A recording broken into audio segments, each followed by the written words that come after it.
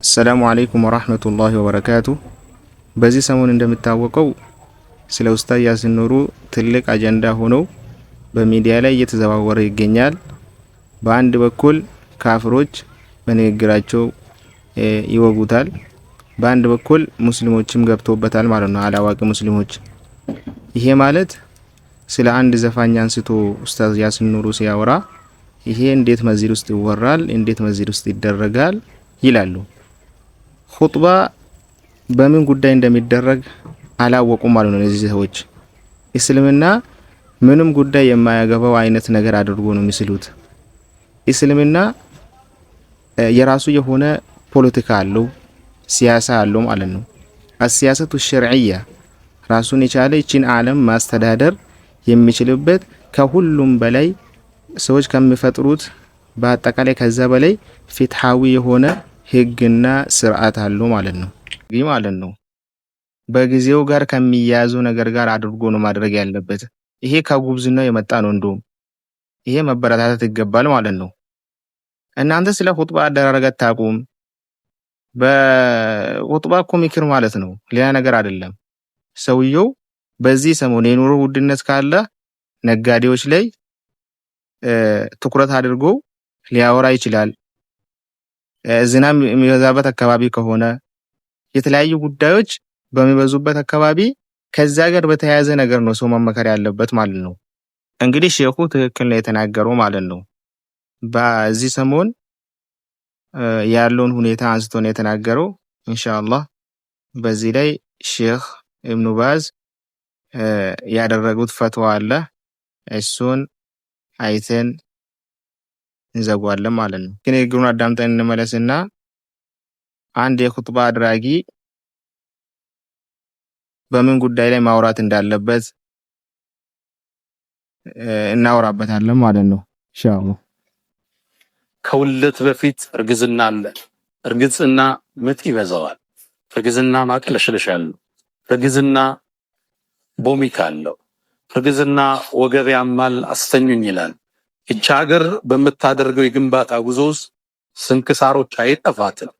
ሙእሚን ግን የነገውን ብርሃን አሁን ላይ ቆሞ የሚያማትር ማለት ትውልድን አገር ፈርሳለች ዳስህን ጣል ተብሎ አይገነባም። ይሄ ማህበራዊ ሳይንስን የማያውቁ ግለሰቦች ናቸው። ትውልድ እንዴት እንደሚነታነጽ የሊደርሺፕን ሳይንስ የማያውቁ ገጣሚዎች፣ አዝማሪዎች ናቸው ይሄን የሚሉት። ብዙ ጊዜ ችግሩ ምንድነው? ታዋቂ ሰው ስትሆኑ ማህበረሰብን አትቀላቀሉ። ይሄ ፈተና ጥያቄ ተጠይቆ ነበረ።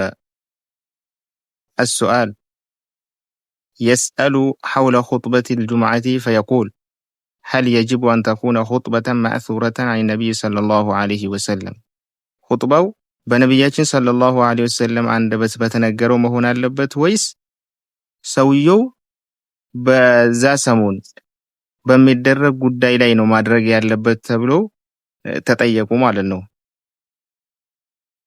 እሳቸውም እንዲህ በማለት መለሱ። يخطب ما يسر الله له الله ባገራለት ነው ሰውየው ኹጥባ ማድረግ ያለበት።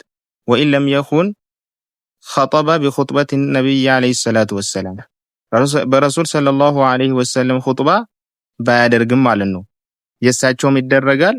ነገር ግን አንዳንዴ በዛ ሰሞን ሰዎች ያሉበት ሁኔታም ታይቶ ይደረጋል ማለት ነው ኹጥባ። المقصود أن الخطبة في الجمعة بجمعنا والأعياد بعيد ይደረጋል። والمواعظ ليست توقيفية ምክር በረሱል ሰለላሁ ዐለይሂ ወሰለም አንደበት ብቻ በተነገረው መሆን አለበት፣ በሐዲስ ብቻ መሆን አለበት አይባልም። ከዛ ጋር አያይዞ ሐዲስና ቁርአንን ማስረጃ አድርጎ መምከር ይችላል ማለት ነው። لا يخطب الإنسان إلا بالشيء المنقول عن النبي صلى الله عليه وسلم لا بل يخطب ما دل عليه الكتاب والسنة ቁርአንና ሱና ያመላከተውን እየተጠቀመ ነው ማድረግ ያለበት ማለት ነው።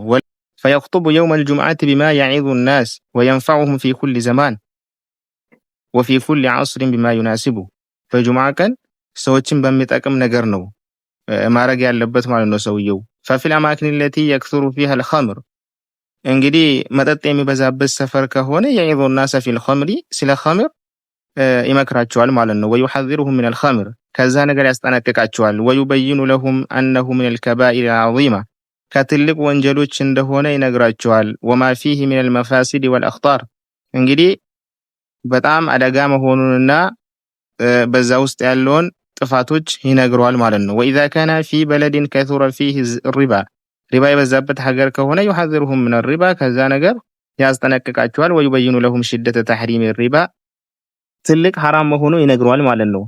ወኢዛ ካነ ፊ በለድን ከሱረት ፊህ الغيبة والنميمة ሰዎች ሐሜት የሚያበዙበት ሰፈር ከሆነ የነገር አዋሳጅ ሰዎችም የሚያጣሉ ሰዎች ከበዙ ማለት ነው حذرهم من ذلك ከዛ ነገር ያስጠነቅቃል። وإذا كان في بلد كثر فيه الزنا واللواط እንግዲህ ዝናና ልዋጥም የሚበዛበት አካባቢ ከሆነ ያንን ነገር ያደርጋል ማለት ነው።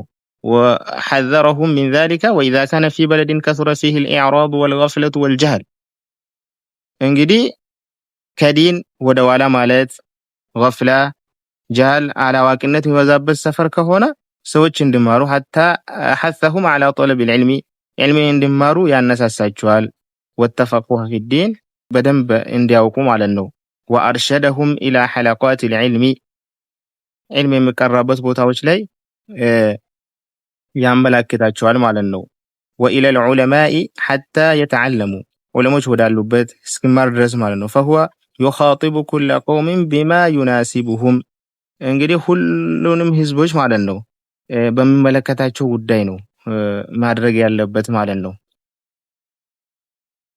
فهو يخاطب كل قوم بما يناسبهم وبما هو أنسب لحالهم ولمعلوماتهم እንግዲህ ሁኔታቸውን በተመለከተ በእውቀታቸው ሁኔታ ላይ ተንተርሰው እዚህ አካባቢ ላይ ይሄ ነገር አለበት ብሎ እንደዛ ነው ማድረግ ያለበት።